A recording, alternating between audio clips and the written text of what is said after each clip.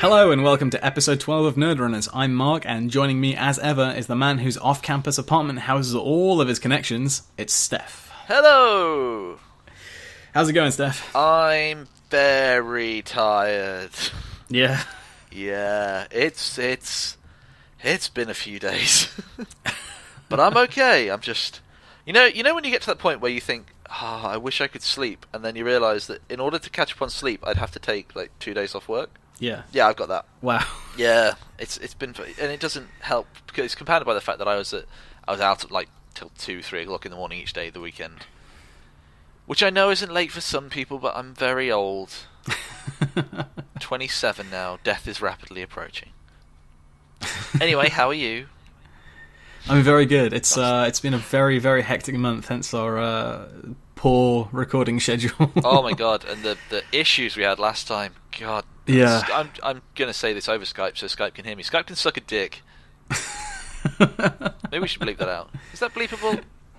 Oh, we could do. I quite like it. It gets across how frustrated we were at the horrible lag that we were having last time we tried to record.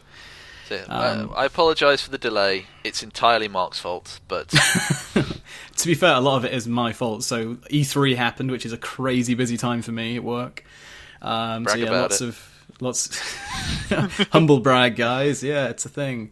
Oh man, it's so difficult working in the video games industry. Alright, shut up. My dream job. And then what else has happened? Yeah, we've had difficulties trying to get together and record, and Skype's been difficult, and then I've been away in Norfolk for the last few days, which has been interesting. Living in a land where 3G doesn't exist. There's so many Do they fields. only have G? I don't think they even have G. It's half a G. To be honest, I was getting E, which is obviously too worse than G. So then G, you've got make of that what you will. But yeah, occasionally I had a brief glimmer of hope when I could refresh the Reddit Netrunner page, but then it was gone. I was basically living off the grid for 4 days. Oh, that was awful. It's uncontactable. It was strange. I did feel like, because we went to my girlfriend's mum's to stay for a few days, and it's like this secluded country house. And did murders happen there? Because that's all I know about North. Because many murders happen. It wasn't as bad as Midsummer, but I did think we pulled up to the country house. It's in the middle of nowhere-ish, no phone signal, no internet. Well, they have obviously Wi-Fi in the house, but it's just I'm going to die in my sleep tonight. Thankfully, I didn't, though. Yes. In a relief to all, you didn't die in your sleep. I'm here to report anticlimactically that I'm still alive and didn't die in my sleep. Rumours of his death have been greatly exaggerated. I know. I almost took my Dex with me to go and play at the Norwich meetup. Which oh is my on god, Tuesday she would nights, have never forgiven you. There would be no forgiveness there from your girlfriend. No. When I did mention, I was having a look and I saw there's this board game shop in Norwich I'd like to pop into, and they've got a Netrunner meet tomorrow night. It's you've not brought your decks, have you? No, ma'am. No, I haven't. They're still at home. No, ma'am. Oh my god. Well, what a lovely segue into our bright and wonderful conversations about Netrunner. Yes, and we've had some bright and wonderful reader mail. Hot diggity damn the reader mail. I know, this is great. I'll go with the first one that we've got. This is from pushed through to the other side of insanity. Okay, the first piece of reader mail we got is from Dan, who says, "Guys, just want to let you know that I love the podcast. I've listened to them all over the past week and gained some really."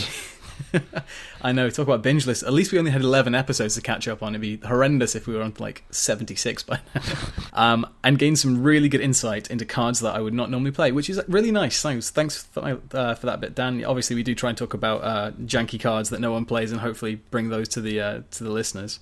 But he goes on to say, I was listening to one of your podcasts where you're talking about Blackguard, and since then I've been trying to make it work unsuccessfully. I know you guys are masters of janky decks, and I was wondering if you could help me with this list/idea that I've had. It's basically Hacktivist Meeting meets Blackguard, and then sent us through the list he's got so far, and asked us to let him know what we think of it.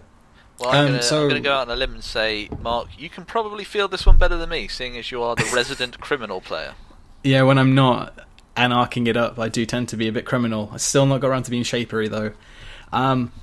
Cool. Well, so far I've had a few thoughts, Dan. I really like the lists so far. I'll send you through the full list that we've come up with for you. Honestly, I've not actually changed that much, but a few thoughts on what you've got so far. Because you're running a snitch and au revoir type deck, so obviously you want to be making your money from jacking out of runs and then exposing cards, and then getting the corp to res them because of your silhouette ability as well. I kind of pruned a bit of the economy that you had in there to take out the easy marks and the daily cast to kind of more focus on the au revoir play, and added in a third one of those. I think it's a really great kind of combo, and I think kind of having too many economy cards, while it's good and you want to get set up, I think really you want to be able to be kind of drawing into to the au revoirs really early on, and hopefully the snitch as well. Obviously Blackguard's really expensive, and I understood why you had day job in there, but again I kind of removed a bit of that to kind of make way for kind of other events that in there, such as forged activation orders, which obviously work really well in this kind of deck, especially comboed with emergency shutdown, so you can before you even get Silhouette's ability to trigger, you can kind of force res pieces of ice without having to have the Blackguard Silhouette ID ability combo, and then you can shut them down again with emergency shutdown if they res them, or the corp trashes them because they couldn't afford to res them in the first place. Maybe you have to just siphon them or something like that. Also, really big fan of the satellite uplink and infiltration in there. I say this a lot, but yeah, I do think Expose is definitely underplayed. However, I'm going to go slightly against myself and potentially recommend that you go down to either just the 2 infiltrations or just the 2 satellite uplink, because again you'll mostly be working from the ID ability to expose cards with Blackguard, or the au revoir snitch to kind of expose the ice. So I think having 4 additional cards in there for extra exposing could be maybe a little bit too much. Other than that, I think the only other thing that I potentially recommend is swapping out Garrot for Fem.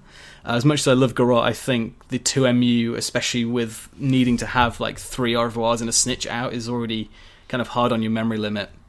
And Blackguard does give you 2. I did toy about putting an additional MU into the deck for a while, but couldn't really kind of get it down to the 40 cards. But I think Fem is potentially a little bit better for this deck, because then you've got the bypass ability, and also it's only 1 MU as well. But other than that, I didn't really change a great deal. It was already quite a solid deck to start with. But yeah, I'd be interested to know how you, obviously you said you've got on a little unsuccessfully so far, but how you get on once you've made any changes, and how Hacktivist Meeting's working out for you, because it's an interesting include. I was quite surprised to see that in Silhouette, and to be fair, it is probably one of my favourite currents at the moment, so definitely interested to know how you get on. But like I say, we'll post you on the full list, Dan, and if you can let us know how you get on, that would be great. But yeah, I think a very solid deck, just needs maybe a little bit more forcing the corp to res things rather than just exposing them. And yeah, I mean, you've got KT in there for econ already, and then just focusing on au revoir snitch to kind of really kind of get the money that way, rather than having to constantly rely on playing like easy mark or something like that to get the economy going. But yeah, great deck to start with. Let us know how you get on with it. I have literally nothing to add. You added the one thing I was going to ask, and you're like, yeah, okay, you're taking it. So yeah, what Mark said. God damn it, Mark. I had an hour to think in a tea room in Norwich about this. So oh my god. This is where the thoughts have come from. The Norwich deck. Okay, I get it. I hope there's not going to be a thing like Cambridge and Techie and Norwich Silhouette. Norwich Silhouette. Where has everybody been? Well, I was completely out of signal, so I started deck building on my phone. Oh, cool. And we've also had a second piece of reader feedback for this episode as well. Oh yeah. Go on, Steph. What did it say? So this piece of reader feedback is from a lovely man or woman called Chuffedbot. I don't really know. The name doesn't really give anything away. Or vegetable. I should have put vegetable in there. Anyway, Chuffedbot states that there's already a cheesecake card. It's called Eve Campaign, and he says he loves the podcast. Or she says, or the vegetable says. Go with the Netrunner card text. He or she. So yes, this, as I'm fairly sure you listeners will be aware, probably confused the hell out of Mark. Because it did. I'm not going to lie. So what I did is I sent a definition to Mark, and Mark, I assume you're still learning it. I've not got it memorized yet, but obviously this comes from our last episode where we started talking about cheesecake with Christian, and decided there should be a cheesecake card, and then I spent about 2 weeks being incredibly perplexed by what cheesecake in Eve campaign could be. I'm not ashamed to admit I did spend time looking at the card to see if there was a cheesecake in there somewhere, see if she was actually holding a cheesecake. You're a spectacular moron. I am. I'm a very special person. But no, the definition, as per Stef, which I believe he got off Urban Dictionary, which is something I really should have done, is just Googled what it meant rather than just looking inanely at the card, is, according to the internet, cheesecake is a genre of glamour photography and poster art made popular in the wartime pinups of the 1940s, often featuring modest poses by movie starlets, displaying lots of leg but little explicit nudity. So called cheesecake because of the resemblance of the stocking-clad female thigh to the layers of a cheesecake dessert. So there you go. If anyone else was confused by cheesecake in Eve campaign, there you go. It's sexy bots are cheesecake in art style. And then because of this, I have made a sexy bot deck, which includes all the sexiest cards, as far as I'm aware. So it's got Director Haas in there. Oh, it's had a Bioroid Custom Biotics, because that has a sexy bot on the front of it. Director Haas, her pet project's in there, because Director Haas. Her milkshake brings all the boys to the cyberspace. I've got all the Adonis and Eve and Eliza's toy box, because you can't say sexy bots without saying Eliza's toy box. Damn, those are some sexy bots. Jackson Howard is in there because, I like him. He's charming in a kind of fully clothed way. Biotic Labour, all the Heimdalls, the sexy Heimdalls. Virgo's in there because, Virgo, she promised love. Virgo and Mother Goddess, because the ladies. Architect, because who doesn't like really long arms and fingers? And then things like, NAPD contract, because I don't know why. I was running out of things. Like Project Wotan's in there. That's not a sexy card. But Prirec is, if you like domineering businessmen. So I kind of made a fast advance, because there's things in there like Biotic Labour and the hedge funds and the SanSans and the SanSan City Grids and everything, but mainly it's the sexiness, and Turing's in there because thinking is sexy. I still think you should have IQ, because brains are sexy. Brains are sexy, yeah. I'm at like a card limit, but I can try. I'll put in an IQ. There you go. There's an IQ in there for sexy bots. Which I tell you what, it's very difficult to make a sexy bots deck. I should try and make. I'm going to make a cheesecake runner deck. Yeah. Which I think might have more luck. But yeah, that was what I started so far. So the cheesecake decks are coming, and they'll be published when they're done. They won't work, as is traditional. If I'm giving anything any thought, and I'm not hopped up on inordinate amount of painkillers or cold medicine, these things won't work. But yeah, that's what I've been up to, and that's what I've been playing. The cheesecake deck, in its iteration so far, has lost 3 of the 4 games. I'm not going to lie, there's not enough ice in it. And what ice there is, it's, I'm busy trying to get out Eliza's toy box. There's not enough to protect things. To be fair, I did find that a lot when I was running IT department, and I am thinking about going back to an IT department deck, but a lot of the time it was trying to set up a safe place for my IT department and failing because I was trying to defend everything else as well. So yeah, I think it can be quite hard if you've got like a key asset or upgrade that you need to defend. I think SanSan maybe is a little bit better because of its high trash cost, but then again, it's only, I guess, 1 trash cost higher than an IT department anyway. But yeah, I think it can be quite hard to kind of get that secure server if it's not a scoring server. I think it can be quite difficult. So I understand why Eliza's toy box is probably getting trashed quite a bit in your games. Yes, well, the thought's there. Like I say, it's hard to make these kind of decks, man. And I guarantee that the runner deck will have 100% more pancakes. Because there's nothing sexier than pancakes. And then on the runner side of things, I have been playing with Hayley Kaplan and her magnificent flying chameleons, which is a very interesting deck. Yeah.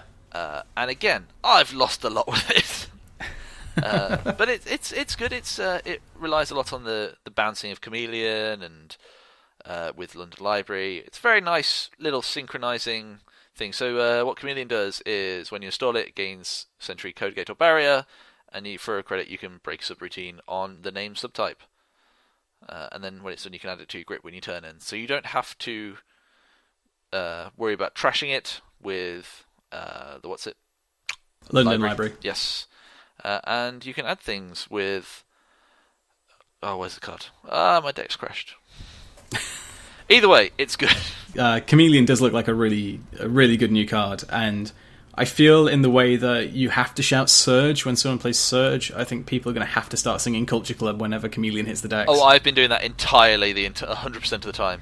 Every time it goes down, it's come a chameleon, and it's going back into my hand. It comes and goes on London Library. Oh, to be fair, I do sing "Whoa, whoa, whoa, she's a lady" every time I play Lady from. This is true. Yeah, so I think maybe this is our next deck. It's the musical deck. The musical deck. Okay, yeah, that's my next plot. Every card has a song attached to it. Sure. You have to be out of Kentenma. Yeah. The most musical of all the runners, as we are aware. Anyway, what have you been playing? Well, before we get into some underway Stata Pack chat, I've actually been playing with Capital Investors, which came out in the Valley, I think it was, and been really enjoying it so far. You'll have to remind me what Capital Investors does. I will. It is a 2 res, 2 trash asset for Wayland, and it is click, gain 2 credits. And it's the one with the serious-looking business people sitting in front of a shark tank. Some of the best art, I think. But yeah, so the main thinking behind this was I'm really enjoying Blue Sun at the moment and having a lot of good games with it, whether they be win or lost. But I was finding that I always had horrendous amounts of money. Yeah, and which is a real problem. That's a first world problem right there. Yeah, I have too many credits. I've got too much money in this card game. You know. But yeah, I was finding that I was playing. I took Beanstalk out because I was, they were just, again, it was just 3 credits for the sake of 3 credits, and I found again restructures and hedge funds a lot of the time it was just money for the sake of playing that card. And the only asset that I have in the deck is Jackson Howard, who most of the time when a runner runs on them, you pop Jackson and the run is neither successful or unsuccessful because of the way the server disappearing thing works. So basically, when I need to Seasource Scorch my way to victory with the deck, it basically meant that the runner would have to have taken an agenda. And obviously, I don't run punitives to make room for kind of more ice and more mean things like housekeeping, which is still fantastic. So what I thought is have another kind of asset in there to kind of force them to run. Kind of as long as Capital Investors stays out there, it can keep making me money. It's going to sit there until they run on it, and by the time they run on it, I've probably clicked it enough to have enough money to Seasource Scorch them without them being able to kind of dispute the tag that they're going to get from the Seasource. And so far it's working really well, and the best thing about it is because with my Blue Sun deck I'm primarily building one remote server protecting my centrals, my mega server, and so when I need to put an agenda in there, I bounce Capital Investors back to my hand using my my ID ability. So I don't need to actually trash it. So it actually works really well insofar as if the server is empty for the time being and I don't have an agenda ready, I've not drawn into one, I can just put in Capital Investors, res it, and click it once or twice that turn, and it just kind of sits there as a constant. Do you want to come into the server? It's going to cost you a lot of money anyway. Do you really want to trash this? If you do, I may be sourcing you anyway.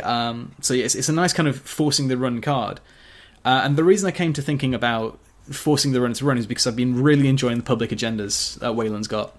Oaktown Renovation is still so good.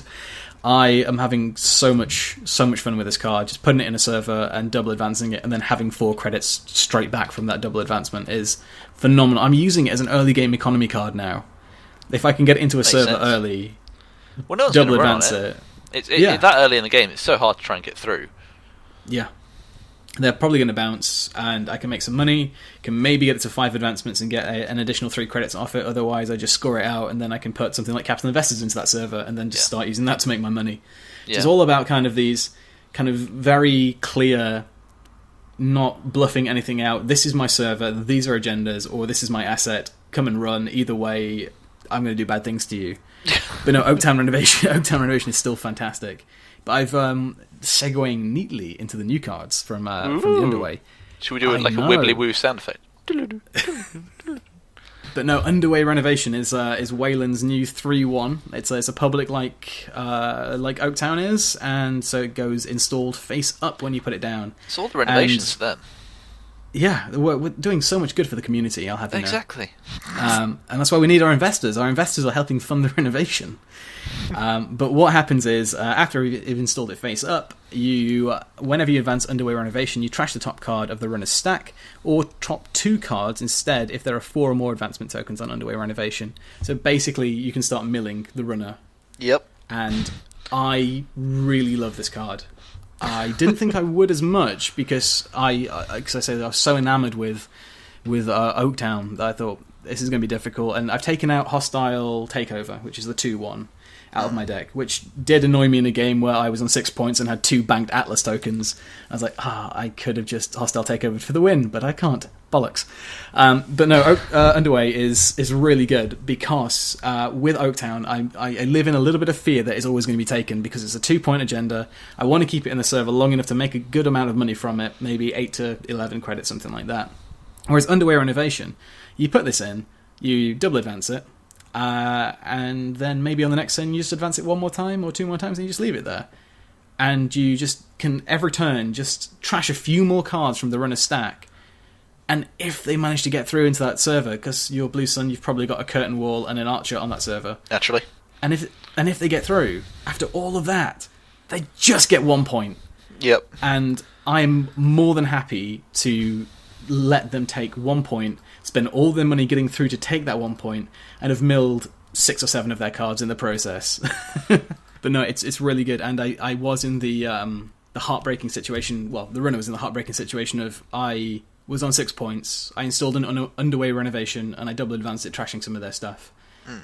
And because they could see it was a 1 point agenda sitting in my super server behind a curtain wall, a Hadrian's Wall, and an oversighted archer, they knew they weren't getting in. This was game point for me, and they were on 4. So even if they did get in, they were just thinking, "My God, that's just I've just got 1 point." There's not even any, because obviously a lot of the time with agendas now, I like to install double advance, just to then, because on my next turn it frees up a lot of time. Especially if it's a 4-point agenda, then you're not spending your entire next turn kind of scoring it out. You still have time to do other things with cards you've drawn into or something like that. But yeah, just letting the runners see, like, if you do all this hard work, you're not going to win the game. You're going to spend all your money, and you're going to stop me winning this turn. It's so Wayland. Or you let me win. It's so good. I just like the idea of like advance Oaktown, advance Underway, advance. It's just use the 2 credits you get from the advancement of Oaktown to double advance Underway. It's like, yep. That would be nice. Yeah. I think the, slight spoilery now, but I think the third renovation, the 5-3 that Wayland's getting, is whenever you advance it, put an advancement token on another card. Which is great. Which is just going to be fantastic. The public Wayland Blue Sun deck, I think, is going to be a very viable, ridiculous kind of deck. And annoyingly, it really should belong in because we built it, but yeah, I haven't which is done it in Blue ridiculous. Sun. But you know, I think the ability of Blue Sun to bounce it back to your hand, if it ever looks like, okay, maybe this turn they're going to be coming for me, it's like, nope, that's coming back. Oh, you mean score it rather than bounce it back? Yeah, that's what I mean. Sorry. Yeah. Because of the secure servers. Yeah, exactly. Because it's most of the time I found that my renovations sit there ready to be scored, and it's just a case of, should I wait another turn, advance it a few more times? Because you have the money to be able to over-advance it as well in Blue Sun. It's not like you're hard up for cash. You can think, yeah, I could probably advance this 2 more times, and if they steal it, it's 1 point gone, but I've trashed 4 more of their cards. And it was devastating on the on one of the games I played where the runner was desperately looking for their data sucker, and I advanced Underway. It trashed a data sucker. I advanced it again. It trashed another data sucker. Obviously, not all games are going to be that lucky in random mills, but it was a good feeling. And the other new Wayland card that I've been really, really enjoying is Spiderweb, which is the 4-res, 2-strength barrier, and it has 3 end the run subroutines. It's basically like a hive where the subs don't diminish. Yeah, it's and a good hive. I like it. I like playing it with hive as well because I still think hive's a great card, and it's painful to get through spider hive subroutines. Spider hive. Oh god, that sounds terrifying. It's where the insects live. You've got your hive for your bees and your spider web for the spiders. Maybe they'll have like chrysalis as be like one for the evil caterpillars of the Wayland Corporation. I don't know where I'm going with this analogy. You're turning to me. Be careful. I am. But no, Spiderweb is really good at the moment. Obviously, the 2 strength means it's directly at Corroder's strength level, which is still the kind of go-to barrier breaker, unless you're Shaper right now, I guess, then you're using Lady. But at 3 subroutines, that means it's 2 Lady tokens. So, oh god.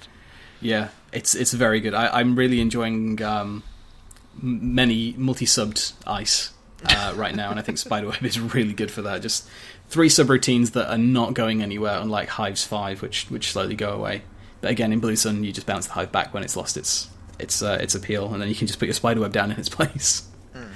But no, I think Spiderweb's, again, it's another really good barrier. I've put it in instead of Merumati. I liked Merumati, but I think I prefer having more subroutines than strength now. Higher strength, because I think Merumati is, it's 1 strength unless it's over HQ, then it's 4 strength, and then it's which just really 1 isn't subroutine. That much.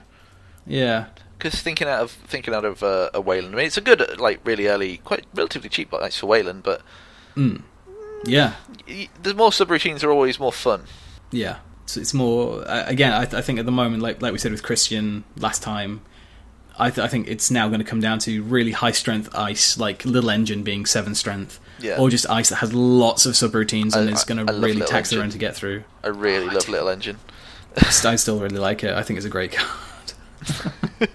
It's a 7 strength in the run code gate. If you put that out early, the runner is just going to be so sad. Well, it's screwed, yeah. Yeah.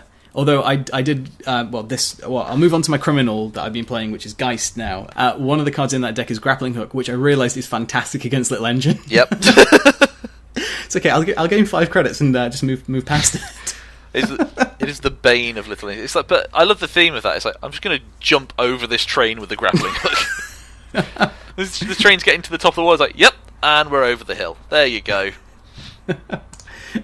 But no, I've been really enjoying Geist so far. I think he is a really great runner, and I was in a bit of a slump. I think I've finally figured out how to make a turntable Morningstar deck work out of Quetzal, but that'll be topic for next time after I've playtested it a little bit. But seeing Geist automatically, I just kind of came out of my deck building slump because I had these great ideas for how to use him.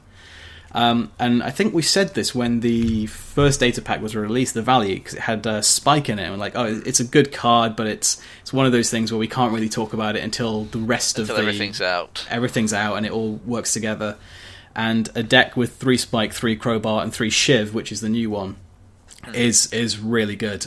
For people who can't remember or haven't seen them yet, Spike is the Fractal Cloud Breaker for criminals. It's 1 cost and 1 MU, and you trash it to break up to 3 barrier subroutines. Crowbar is 1 cost, 1 MU.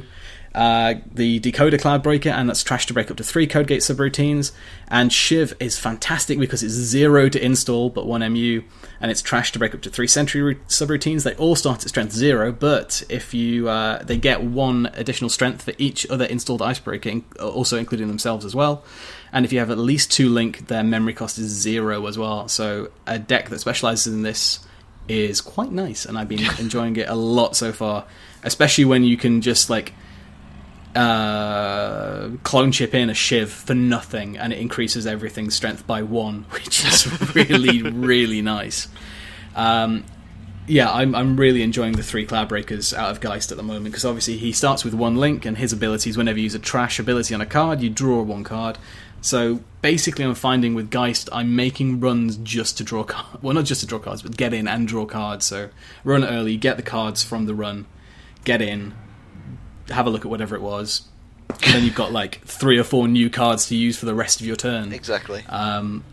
Again, because there are 9 Cloud Breakers in the deck, you're pretty much always drawing into one of them. So every turn you're either installing one you need, or installing ones you don't need to up the strength of the collective strength for when you need the spike or the crowbar or the shiv. They work together so well. I'm really, really enjoying Geist so far. Let's just quickly talk about the other two cards that are brand new and came out in this pack, which will really work well in my deck that I've got, which is online. I'll post the link later. And I feel I was narrowly beaten to deck list of the week on Netrunner DB by a Polish regional champion, which is understandable, I guess. I did get that message from you. It's like, take that, Polish regional champion. It's like, oh, is that a thing that's happening now? We're just insulting our fellow players? Mark? You monster! I was almost ecstatic that I might be deck list of the week on a janky Cloudbreaker breaking and entering time deck. But no, I guess a regional winner out of Hasboroid from Poland is going to be a slightly more interesting deck than my silly one. But no, the other cards that came out as well is Forger, which is a console. It's 1 cost to install. It gives you 1 link. Unfortunately, even though it's not unique, that's there for flavor reasons, and you can't put down multiple forges as I initially thought when I saw the spoiler, and I thought, holy shit, a multiple console. No, it's just still the limit 1 console per player. But you can also trash it to avoid or remove 1 tag, which also then draws you a card with Geist. And Street Peddler, which is the best card. So good. If not only for the Resident Evil 4, what are you buying flavor text, which I love. But Street Peddler is 0 to install. It's a connection resource. It's CD, and when you install Street Peddler, you host the top 3 cards of your stack face down on Street Peddler, but you may look at them at any time. And you trash Street Peddler to install one of the cards that was hosted on it, and you you lower that install cost by 1 when you do so. So if you have 3 events on there, you're kind of screwed, and that Street Peddler is staying on the board for the rest of the game. Yep. If you have at least 1 of any other card on there that's not an event, you're good to go. And again, you trash Street Peddler, you install one of the cards that was on it, maybe a Cloudbreaker. That trashing ability draws you another card, which could be another Cloudbreaker, and then all of a sudden you've got 2 additional strength for your Cloudbreakers. No, Street Peddler is fantastic. I'm using it like a clone chip at the moment. It's kind of, cause at first I thought, I'll install it and then I'll immediately put down one of the cards that's on it. But now I've been finding that it sits there, and if it's got a breaker on, it'll sit there for a while, and I'll probably use it during a run like you would a clone chip to kind of, oh shit, I need my crowbar to get through this code gate. I'll pop Street Peddler, put the crowbar down, assuming it's at the right strength, I'm fine. Otherwise, then you have to like clone chip something else in to help for strength. But no, it's so good at the moment. It's so good out of Geist as well. Absolutely loving clone chip, absolutely loving Street Peddler, and it combos so well with clone chip as well, because when you trash things from Street Peddler, then you can clone chip them back in if they're programs, which also draws you another card if you're Geist. And if they were events that got trashed because you can't do anything with an event on Street Peddler, then you use your same old thing to get the event back and play it, which also draws you a card because you trash same old thing. Oh, it's so good, such a good deck.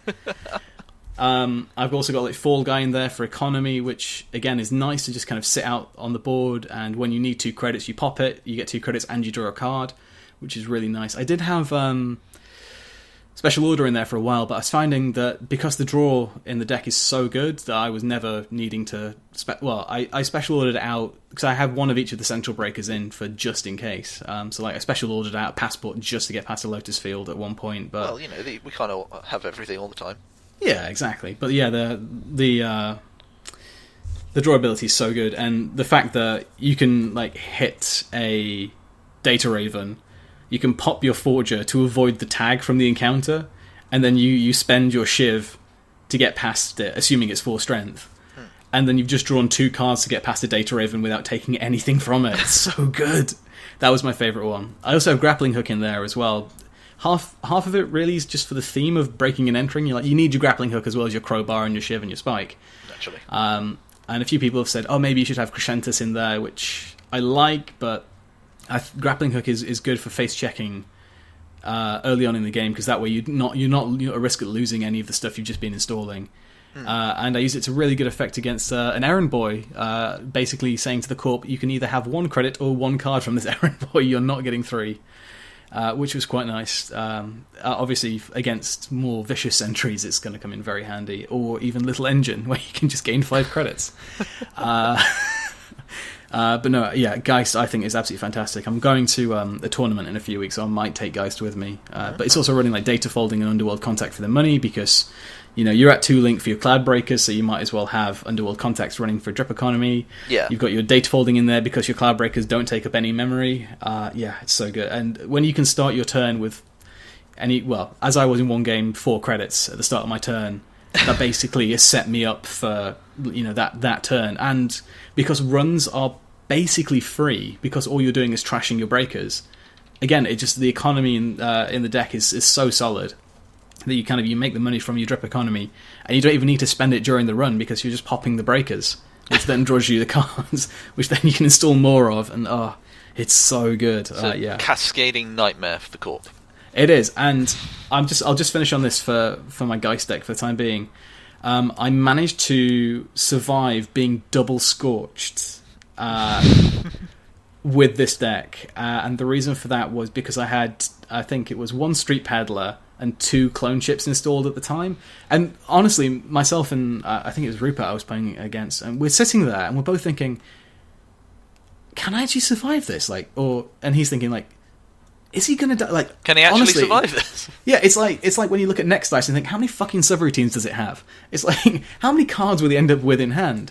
And the best thing about it is, because you can pop a Forger to avoid a C-Source tag, then that basically takes C-Source out of the equation for a way for the corp to kill you, which in itself is fantastic. And one of the reasons why I can't believe people haven't latched onto why Forger is so good at this time.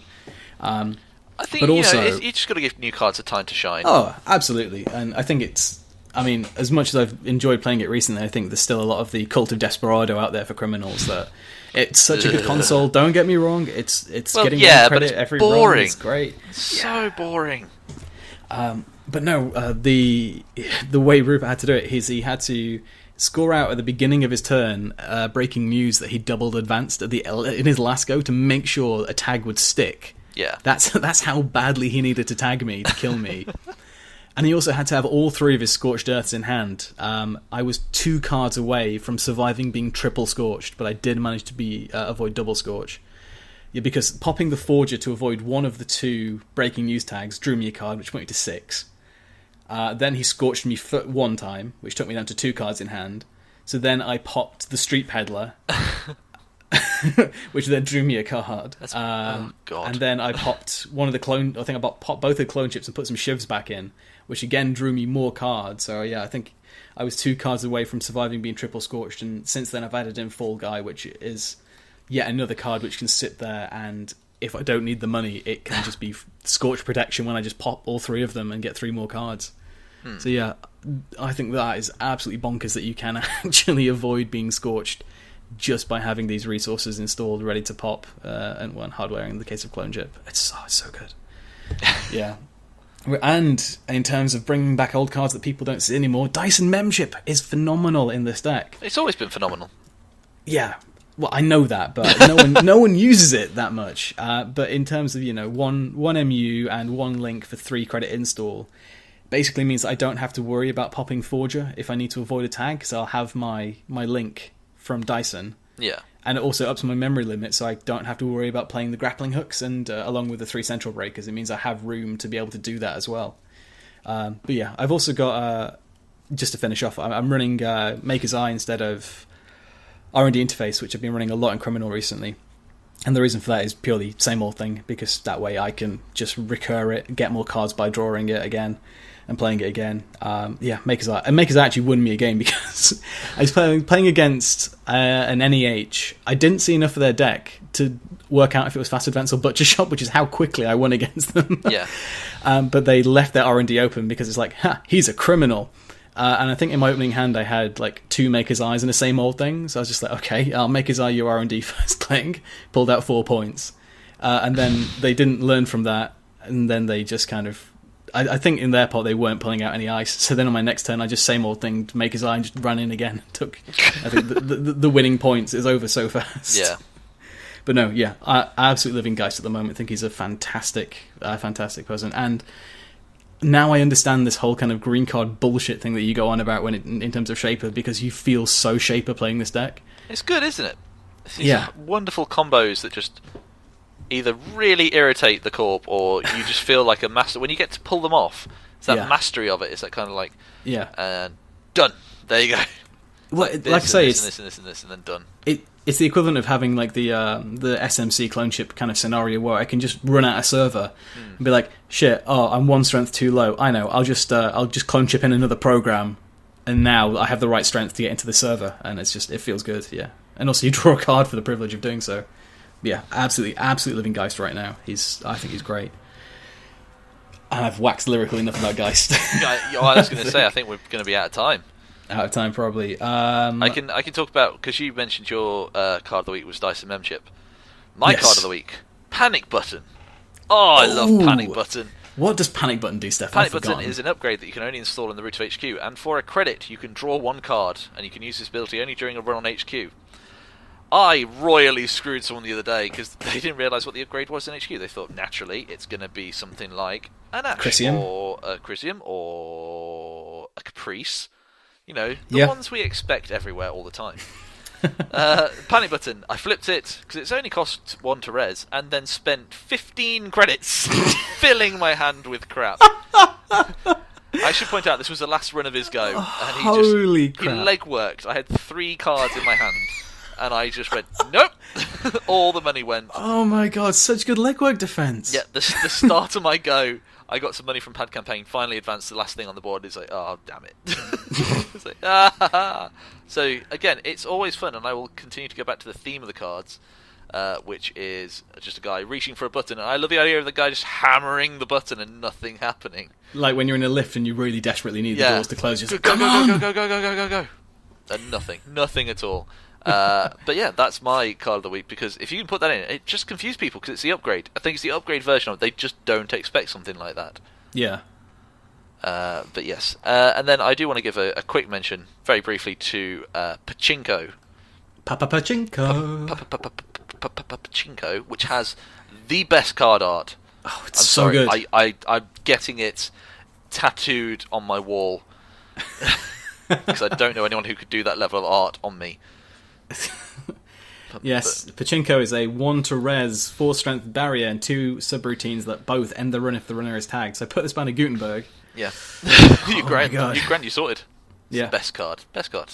Anyway, that's all I have. I'm just going to quickly mention a few of the other cards that came out in the Underway that I've not had a chance to play, but I think are really interesting. I was going to say, as you can probably tell, I haven't quite got the Underway yet. I'm really sorry, guys. I'm quite far behind everyone. It's been mental. But Mark, lead us through the Underway. Lead us through into the deep, murky, crime-ridden streets and underpasses of the Underway. The Underway. Of the cool. I'll just finish off. Are you going to talk about Geist again? Because I'm hanging up on you. No, I was going to mention Gang Sign this time. Hey! Which I'm not entirely sure why it's a virtual resource. I'd assume Gang Sign would have been tattooed on a person's face in terms of the Muertos Gang. Maybe it's like a Facebook picture. Yeah, I did wonder if it's like an email signature or something like that. Yeah. But yeah, it's a 1-cost resource, and whenever the corp scores an agenda, you access 1 card from HQ. I'm putting this right in my Leela deck. Yep. Because I run 2 HQ interfaces in that deck, and I'll be accessing 3 cards if that works successfully from a scored agenda. And I've got to love the idea. I don't know if it will. I don't know if it's going to be one of these meta-defining cards, but just the beads of sweat dripping down a corp player's face when they think, shit, if I score this agenda out, they're basically going to legwork me for free. And do it without. And if you have multiple gang signs out, I think they both trigger independently. So you'd access 1 card from the first gang sign plus any additional cards. Then the second gang sign would trigger and access the additional cards again. So I think that's how it works. And if it does, it's so good. But yeah, I really love gang sign. I'm going to try that in Leela because my Leela deck's it's the Logos one, so it's quite slow anyway. Yeah. Annoyingly, I did look into the timing of this and with Logos, but yeah, Logos if they score an agenda, you can choose the effect order, but if you don't have Gang Sign installed, then drawing it with Logos, you have no window to play it, so you wouldn't be able to do it at that point. So you'd have to have it out before they score the agenda. But no, I think Gang Sign is pretty neat. In terms of the other cards I think are awesome, Faust. Oh, yeah. we should probably talk about this briefly, being the Anox that we are. But yeah, 3 cost, 1 MU, 2 strength. It's an AI icebreaker for Anox because Eater wasn't enough, apparently. And it has 2 paid abilities. The first is trash a card from your grip, and that breaks 1 ice subroutine. And the second is trash a card from your grip, and that is +2 strength. So when you absolutely have to get into somewhere. I immediately saw this and thought, oh, I had an eco-mind, origami, public sympathy, borrowed satellite, janky bullshit deck that this would be brilliant in. Put Duggars in there as well. Duggars Game Day, Beach Party, to have like 15 cards in your hand and then just trash what you... And then just to rub it in, have E3 feedback so you don't need to trash all those cards. No, I think Faust is fantastic, and I love this... something else besides money and power counters and stuff like that to use as currency. Just throw your health away. Yeah, just throw it away and get into the server. What else is interesting? This runner side Hyperdriver could be really phenomenally interesting card. I've not looked at this nearly as much as I have the Anarch and Criminal stuff in this pack, but for it's our first 3MU program, which is something special, I think. And it's 1 cost. Oh, yeah. No strength, and it's whenever your turn begins, you may remove Hyperdriver from the game and gain 3 clicks. Oh my god, you host that on something that doesn't affect your... You put that on a Leprechaun, for instance, which can host 2 programs regardless of MU. And oh boy. Oh boy, you having fun. I saw someone make a deck which was basically similar to my Max deck, which was Joshua B... Data Leak Reversal and Hyperdriver, and amped up just to trash like 20 cards in a turn. It was ridiculous, but no, I think this could be interesting. And I like the balancing of it as well, that you use it once and it's removed from the game as well. Yeah, which is nice. It's nice, again, a different way of looking at things. Yeah. I think if you could spam this, it would be ridiculous. Oh yeah. But yeah. Just stack 2 of them on a Leprechaun. But yeah, imagine this in terms of you need the money to get into a server, and you maybe need to install like 1 more breaker to do so. You could Hyperdriver to get 3 more clicks, Magnum 3 times, and then use your 4 initial clicks to be able to do what you needed to, but now you have 6 credits from the Magnum. Yep. Something like that could be really interesting. One of those Uber turns. The Uber turns. The Uber, just going to win this turn. Yeah, I win. That's it. And as well, the fact it's not limited to 1 Hyperdriver a turn, is you could pop all 3 of these to gain 9 additional clicks for 1 hell of a turn. Is just so interesting. Chameleon we've already talked about. Again, I think I really want to use this an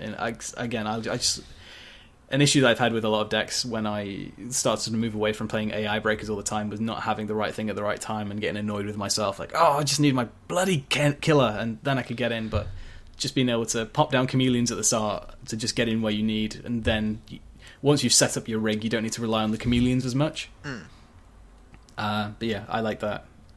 I like chameleon a lot, and you could, in theory, remove your Hyperdriver from the game, install 3 chameleons on London Library, naming each of the 3 ice times,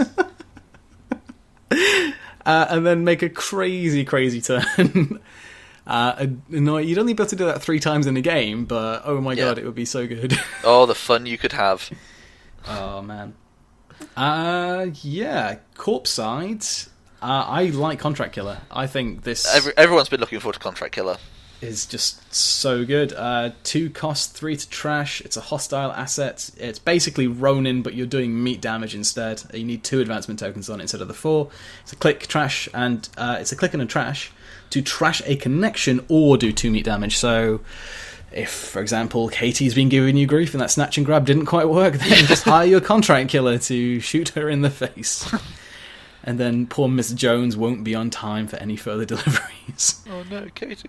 Poor Katie. Yeah, I think this is really good, especially with maybe something like Argus, where you could just be like, okay, so you put your Contract Killer down on your turn, they don't run on it, next turn you double advance it and you click trash and you do the 2 meat damage. Or if you're spamming lots of traps or something like that, you could have 3 Contract Killers down, all 2 advanced. Yep. Because I think 2 advancement as well is that point where that looks more like a failed trap than anything else. Yeah. definitely. Because I think if you install advanced, they don't run it, and you leave it, that's when they think, oh, that was a trap. It didn't work. I can ignore that. But if then you advance it again on the next turn, it starts the seeds of doubt in their mind are like, oh, maybe it's not a trap now. Maybe it actually is an agenda, and I should do something about it. But then again, if they could triple advance it on that turn and score it out, then why haven't they? Why have they just advanced it once more? Is it still a trap? The mind games. But Contract Killer, you just shoot them, just snipe them from your rooftop apartment overlooking their hacking room and just destroy them. Again, it's like Wayland is getting so many good assets now. Oh my god! They finally hit their stride with assets. And actually, it didn't go in the way that we thought it would go with all the meat damage. It went in various directions at once. Yeah, such as Corporate Town as well, which is a lot of kind of getting rid of connections. I think is now there. It's kind of their thing at the moment, which is really cool because there are connection decks. And if you can get rid of the stuff like off-campus apartment, then you... actually, that's a location, isn't it? Ignore that. But no, but I mean, so a lot of people just run a KT, and if you can take out... what you mean. Yeah, if you can take out the KT in someone who only runs a KT, then you've just destroyed their economy. What else is interesting? Underway Grid. We've already talked about that a little bit. It's 0 to Res 3 to Trash. It's an upgrade region. Ice protecting this server cannot be bypassed, and cards in and protecting this server Ignore me, cannot I was be thinking exposed. about Underway Renovation. Oh, right. So Underway Grid is basically make an entire server a guard, which people might not remember, but that was a really nice 4-2 sentry from Honor and Profit, which I liked. Oh, it served so much use back then. Back in the old days. When we were young Netrunners. A whole cycle ago. Oh, a whole cycle ago. Good lord. I think this is a really good rush deck card. Because the thing I looked into, when I played Next Design for a little while, it was kind of guards went in there to kind of... where you get your initial server established and you can protect your other stuff, and you really want that initial server not to be bypassed because an inside job will just screw up that second turn agenda scoring. But being able to res this for 0 and go, you didn't say the magic word. That's a reference that very few people will get, I imagine. Yes, go watch Jurassic Park if you don't get that reference. Yeah. So I really like this one. It's got its place. It's not going to be in every deck, but the decks it is going to be in. Obviously, it's better against criminals who tend to have all the expose and bypass cards, but like Guard came out with against criminals. But yeah. I want to talk very briefly about allele repression. I thought you would, because you are a resident scientist. Yes, I am. I love this card. I like this card for many reasons. One, because it's in Jane Techie, and this is bullshit. Because allele repression is a 2-cost, 2-trash asset. Allele repression can be events, and when you trash it, you can exchange one card in HQ with one card in Archives for each advancement token on allele repression. So you can just throw in shocks and CQs, first of all. You can dig stuff out of Archives if you've just thrown stuff in there. I mean, it's just... oh, it's so versatile.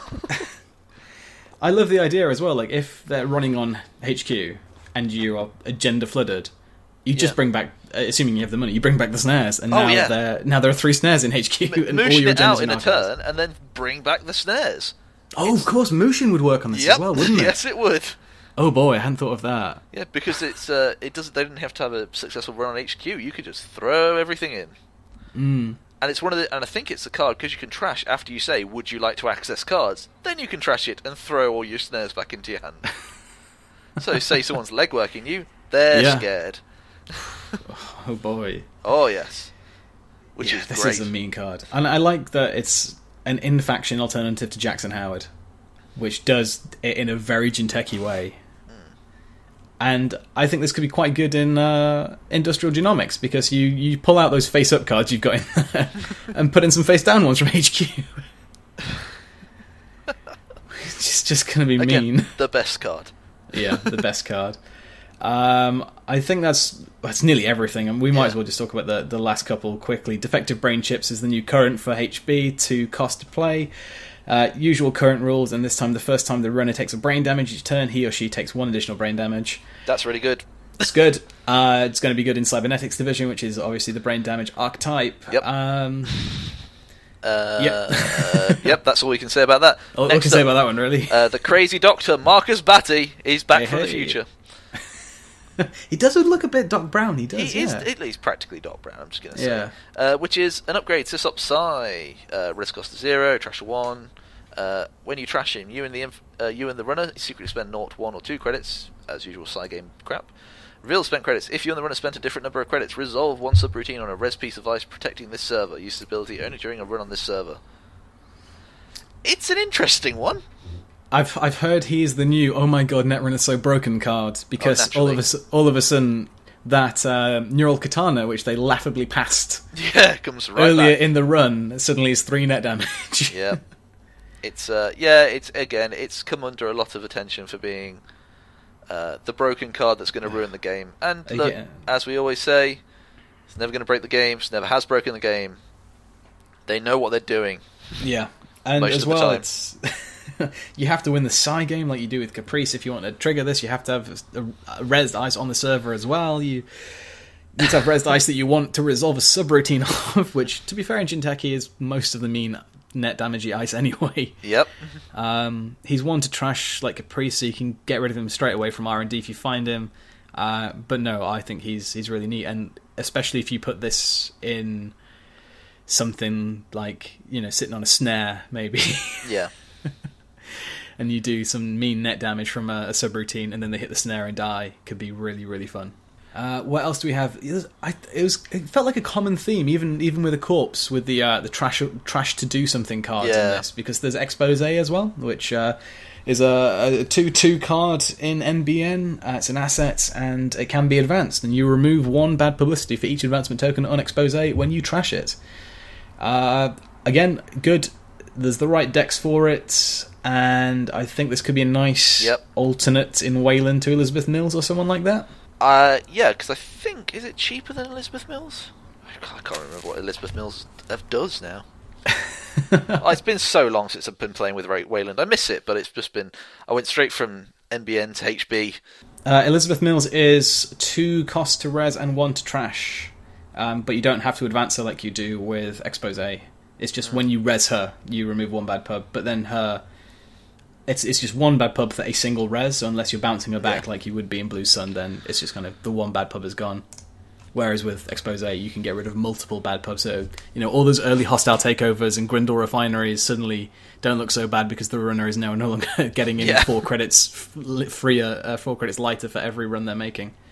So yeah, could be really good. I'd be interested to see it played. Again, NBN's getting a lot of interesting stuff, like with Expose and Blacklist and all that stuff, which is pretty cool.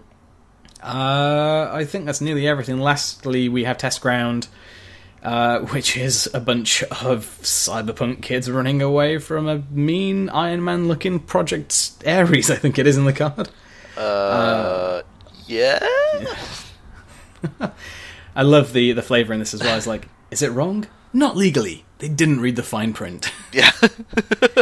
That's a 0 to res, 2 to trash. It's an advanceable asset from HB, and you trash it like with a lot of the cards in this pack, and you de-res 1 card for each advancement token on Test Ground.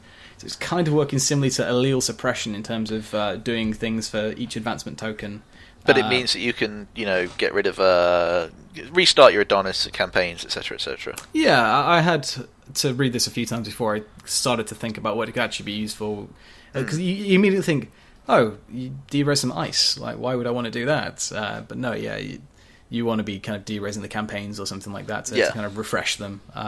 So yeah, that could be good. And I'm sure there's other things that you could do, such as you could... Oh no, I was going to say you could use it with Expose, but that you have to trash that to remove the bad pub. Yeah, I have to have a bit more of a think on that one, but it could be quite interesting. And then the last 2, jumping back to Criminal very briefly, we also have Drive-By and Muertos Gang members. One Drive-By is a double event, and you can trash those pesky Caprices and upgrades and other assets, and Expose. If it's not an agenda, you trash it at no cost, basically, which is basically like the unregistered Smith & Wesson. Except this time you don't have to run on HQ. Which is nice. You just drive by their HQ and fill the front window full of lead. And also out of criminal. This was the criminal pack. It was the place to be if you're a criminal this time. And, well, you are in the underway. You are, yeah. This is where the hive of criminal scum is. The people with the fluorescent faces. Muertos Gang, best criminals. Yeah, just don't get them in like a club, because then they imagine these guys in Wildside, just like their faces glowing and blinding everyone. Sorry. It's alright. Muertos Gang member. It's zero cost. It's a connection resource. And this one is awesome, but has a major drawback. So when you install Muertos Gang member, the corp must derez a card. So it puts the corp in control of the derez. Yes. Which I don't like so much, but could still be really powerful if you get this off early and they say have one single piece of rezzed ice and they have to derez that rezzed ice. Mm-hmm. Also on the card it says, when Muertos Gang member is uninstalled, the corp may rez a card, ignoring the res cost, and you can trash it to draw one card or two cards if you are Geist, because he's awesome. I don't like so much you love Geist, it's fine.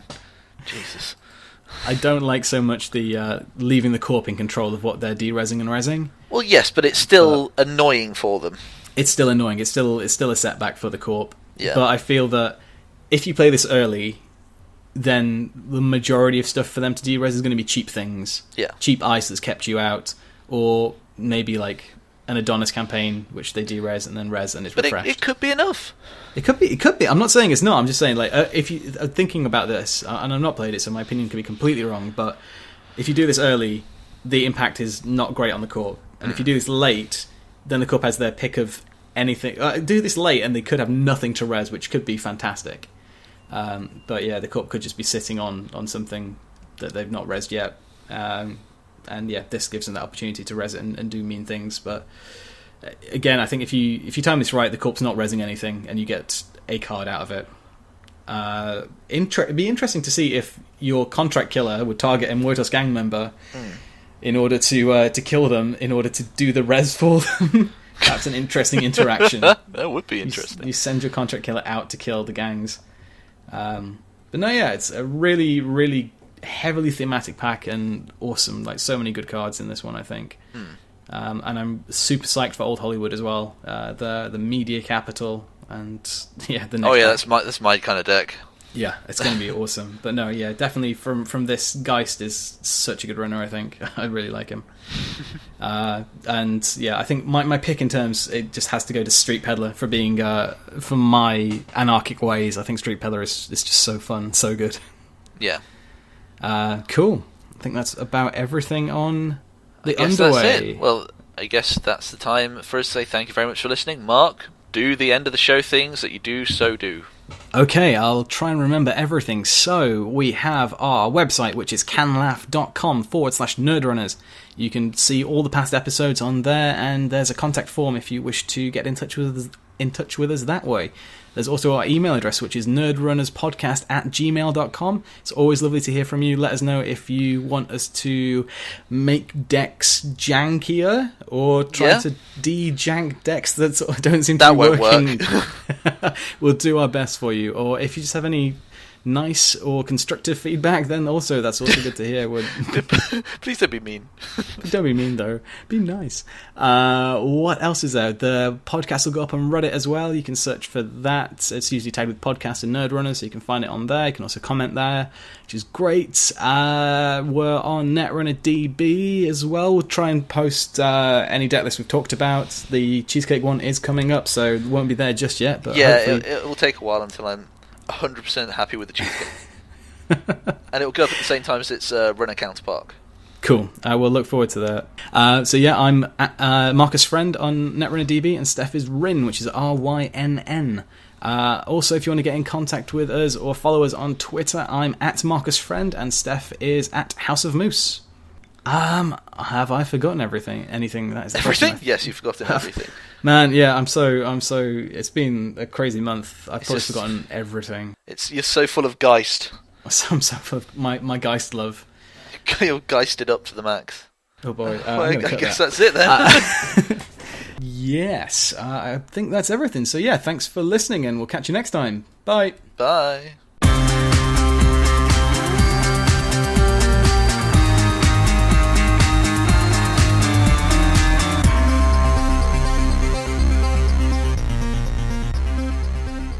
Cool. Hopefully my audio will sound crystal fucking clear. Yep. When we're all finished. It's a beautiful thing. It's so pretty. So phallic. No, Mark, back on track. Stop sucking the microphone. Jesus Christ. Just a... That's going to be weird. Anyway.